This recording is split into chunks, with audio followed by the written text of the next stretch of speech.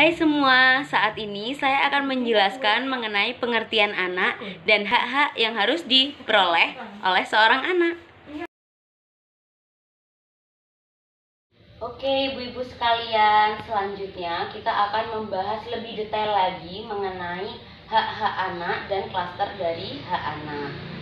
Nah, di sini kita akan menjelaskan pengertian anak dan batasan usia anak menurut Undang-Undang Perlindungan Anak Nomor 35 Tahun 2014 sebagai pengganti dari Undang-Undang Nomor 23 Tahun 2002. Monggo Ibu Afifah dibacakan pengertian anak itu apa sih, Bu? Pengertian anak. Anak adalah seorang yang belum berusia 18 tahun, termasuk yang masih dalam kandungan. Ya, itu menurut Undang-Undang Perlindungan Anak Nomor 35 Tahun 2014. Ya, nanti kalau misalkan ditanya oleh orang-orang, kalau misalkan orang-orang tersebut masih melakukan tindak kekerasan atau juga beliaunya tidak menghargai hak-hak anak, Ibu langsung keluarkan aja itu pasalnya. Kalau menurut kemarin saya pertemuan kelompok itu ada perlindungannya loh untuk hak-hak anak nomor 35 tahun 2014. Jadi anak itu adalah seseorang yang belum berusia 18 tahun, termasuk yang masih dalam kandungan. Jadi yang mendapatkan perlindungan itu bukan hanya anak yang sudah di luar kandungan atau sudah lahir. Jadi yang masih bayi, masih 0 bulan, masih ada di dalam perut kita sampai dengan lahir, itu semua mendapatkan perlindungan. Nah, Bu Ella, monggo dibacakan di sini hak anak itu apa? Hak anak adalah hak yang melekat pada martabat manusia sebagai insan ciptaan Tuhan yang Maha Esa, yang sifatnya tidak boleh dilanggar oleh siapapun dan yang seolah-olah merupakan suatu holy area. Iya. Itu menurut Umar Seno Aji. Iya, benar. Nah, dari kata-kata ini, dari penjelasan hak anak ini, apa sih yang kita harus tekankan pada hak anak? Yang pertama apa? Ini ya, sifatnya tidak boleh dilanggar oleh siapapun. Jadi, hak anak itu sudah tercipta oleh Tuhan yang Maha Esa ya Bu ya. Jadi yang pertama, tidak boleh dilanggar oleh siapapun. Siapapun itu, meskipun itu ayahnya, meskipun itu ibunya, itu tidak boleh melanggar hak-hak anak. Kita sebagai orang tua harus memberikan didikan kepada anak, harus memberikan kekuatan fisik dan mental juga. Jadi anak itu kalau kita bilangin tidak melunjak, tidak marah-marah, tidak mendengarkan kita ngobrol dan lain sebagainya. Karena ada beberapa hak-hak anak yang harus kita lindungi dan harus kita terapkan. Jadi patut diingat ya Bu, kalau hak anak itu tidak boleh dilanggar oleh siapapun meskipun orang tuanya sendiri. Dan yang seolah-olah merupakan suatu holy area. Holy area ini merupakan area bermain anak. Jadi anak itu merasakan kesenangan. Anak itu nggak boleh dilanggar haknya. Ketika anak bermain, berilah waktu buat bermain kayak gitu. Jadi tidak boleh dilanggar. Nah, hak anak dapat diartikan sebagai berikut. Yang pertama, hak melekat asasi pada diri anak. Hak melekat asasi pada diri anak. Jadi hak itu memang sudah tertanam ya Bu, seperti yang dijelaskan tadi. Hak itu dari anak mulai dari dalam kandungan sampai lahir. Jadi hak itu sudah sudah melekat seperti itu. Terus yang kedua, ini adalah pemberian dari Tuhan yang Maha Esa. Jadi kita harus jaga juga. Sayang kan Bu sama anak-anaknya? Sayang Bu. Iya, meskipun anaknya nakal tetap sayang kan? Sayang Bu. Iya, namanya juga orang tua ya sama anak pasti. Jadi ya itu, karena anak ini merupakan anugerah ya, titipan dari Allah Subhanahu wa Ta'ala. Jadi kita harus menyayanginya, kita harus merawatnya dan juga menjaga. Nah, yang ketiga adalah hak ada sejak dilahirkan, bahkan saat di dalam kandungan, seperti yang dijelaskan tadi. Kewajiban orang tua. Nah, ini kewajiban orang tua untuk memenuhi hak tersebut. Jadi sebentar lagi saya akan paparkan mengenai beberapa hak anak, mungkin bisa ditambahkan dari ibu-ibu juga, biar kita tahu mana sih haknya anak, mana sih kewajibannya anak. Kalau kewajiban anak itu kan karena kita yang menuntut ya, karena kita yang ingin anak ini seperti ini. Tapi kalau kita selalu menuntut, anaknya gimana nantinya? Ntar belenggu ya. Hak anaknya tidak dipenuhi. Jika tidak dipenuhi sama dengan melanggar hak. Hati-hati Bu, ini juga ada. Kalau ada pasal perlindungannya, berarti di sini juga ada pasalnya untuk pelanggaran hak ini. Jadi pasti ada hukumannya juga. Misalkan kayak kasus yang diceritakan kemarin, ada ibu siapa yang diceritakan kemarin? Ibu Siti, Ibu Getun itu ya. Anaknya yang namanya Getun itu, yang Saedah itu juga. Itu kan di daerah sini ya Bu ya. Iya, Itu termasuk melanggar hak anak karena anaknya mau bermain tidak diperbolehkan, dipaksa terus belajar terus, jadi anaknya tuh depresi seperti itu. Dan itu merupakan pelanggaran dari hak anak. Kemudian jika orang tua tidak memenuhi, sama dengan melanggar perlindungan anak. Benar ya, ini yang saya sebutkan tadi ya. Kemudian juga orang tua tidak mampu, sama dengan negara harus ambil alih. Nah, ini yang yang kita takutkan juga, terus yang kita juga perlukan. Kenapa? Karena negara di sini itu juga berfungsi untuk menjaga hak anak. Kenapa ada Komnas HAM? Ya, ada, tahu yang kenal Kak Seto? Iya Bu. Iya, Kak Seto. Kak Seto itu juga melayani perlindungan anak juga seperti itu. Nah, kemudian di sini ada beberapa hak anak. Di sini ada contohnya Bu, 31 hak anak. Nah, tapi sebelum saya menginjak di contohnya, menurut ibu-ibu sekalian, apa saja sih hak-hak anak itu Bu? Hak mendapatkan kehidupan yang layak Bu. Hak yang mendapatkan kehidupan yang layak. Seperti apa Ibu Afifah?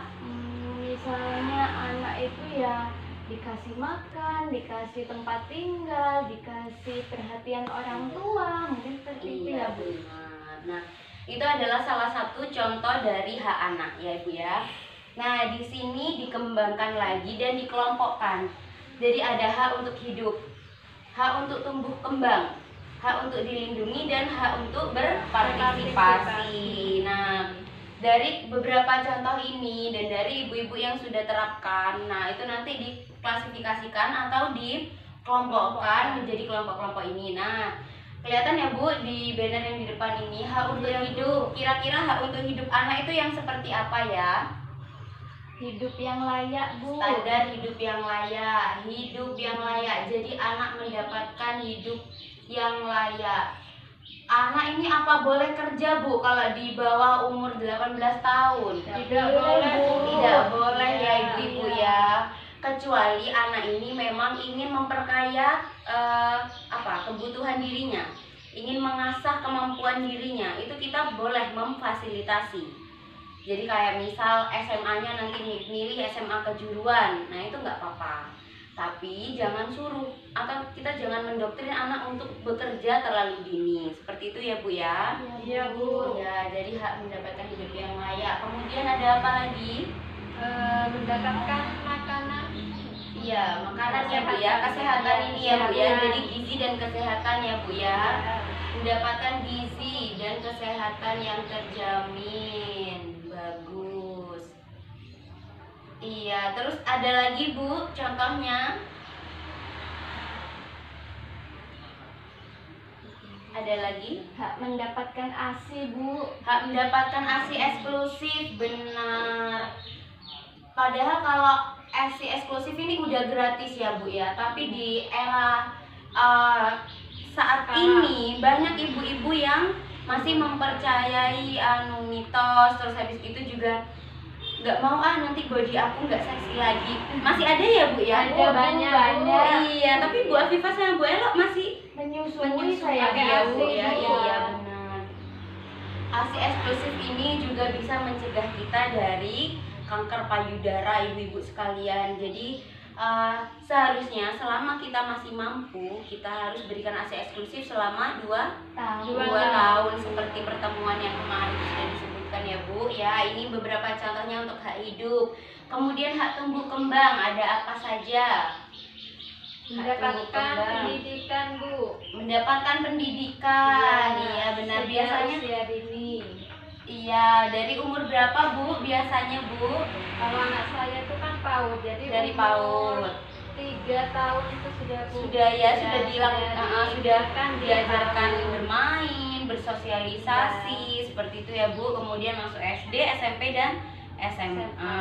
Nah, wajibnya untuk di Indonesia itu adalah sampai SMA. Habis gitu pendidikan, kemudian apa Bu? Hak untuk mengembangkan minat dan bakatnya Ibu. Iya, seperti yang tadi ya Bu ya, kejuruan ya Bu ya. Iya. Anak ibu-ibu semua ada yang punya hobi? Bu Ella hobi apa anaknya Bu? Kalau anak saya itu hobinya Bu di olahraga. Olahraga, iya itu bagus sekali Bu. Bisa dikembangkan juga, ekstrakurikuler juga bisa ya di sekolahnya, nanti bisa dikonsultasikan juga dengan gurunya. Itu juga termasuk hak tumbuh kembang, karena di olahraga itu juga terdapat hak tumbuh kembang yang dinamakan bermain. Jadi kita tidak boleh membelenggu anak. Kalau anak mau bermain silahkan ya, disuruh malah nggak apa-apa. Karena di bermain itu seperti pelajaran yang kemarin banyak sekali manfaatnya ya. Kemudian ada lagi selain bermain?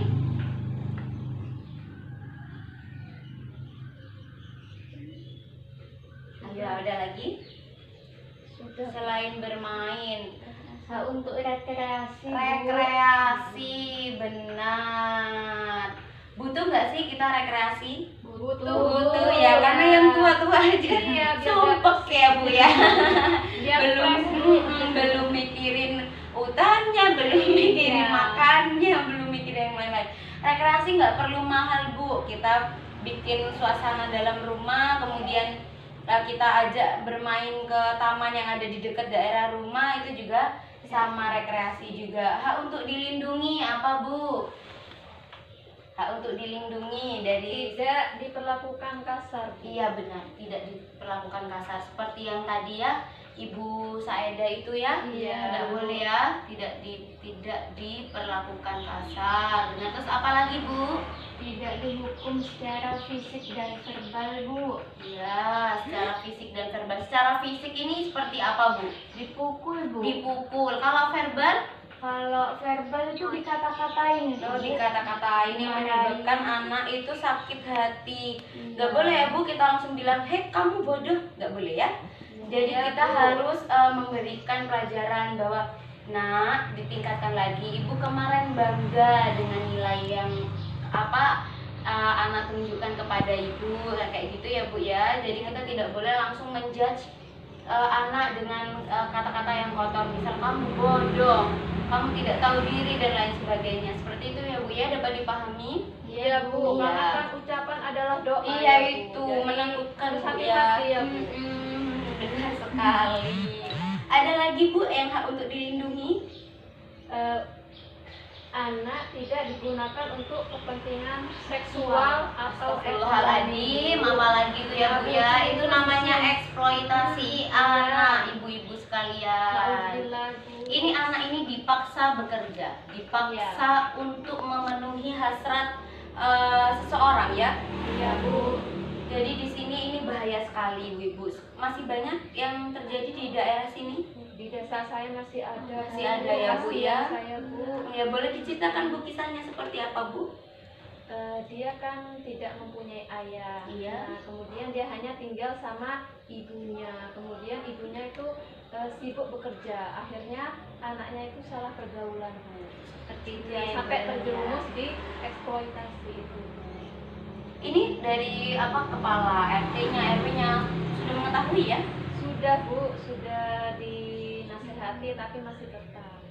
Oke. Seperti itu. Eksploitasi anak ini nanti kita akan jelaskan lebih dalam pada sesi berikutnya ya ibu-ibu sekalian. Iya, Bu. Nah, tapi di sini ini emang resikonya sangat fatal sekali karena anak itu waktunya untuk tadi masih waktunya untuk bermain, masih untuk mengembangkan dirinya.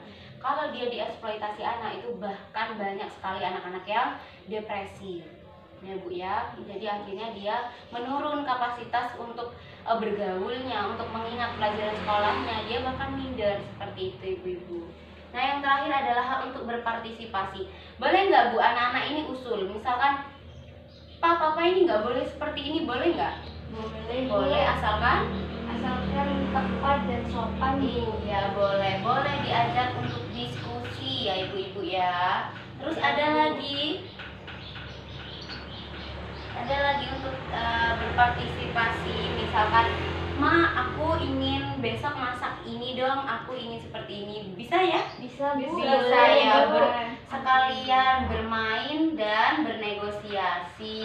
Kemudian ada lagi itu Bu, untuk melanjutkan ke sekolah yang lebih tinggi. iya benar, harus didiskusikan. Takutnya minat anak itu beda dengan keinginan orang tua. Ya, untuk memilih sekolah. Iya. Ada lagi yang ingin disampaikan? Sudah ya, oke. Nah, dari beberapa contoh ini saya rasa ibu-ibu sudah bisa mengklasifikasikan beberapa hak anak. Semoga nanti selanjutnya ibu-ibu sekalian bisa menerapkannya di rumah. Oh iya, ini hak anak saya harus dicukupi. Oh iya, ini kewajiban anak saya. Jadi jangan didiskriminasi ya Bu ya anaknya ya. Iya Bu. Iya, oke. Saat ini kita akan masuk ke materi selanjutnya.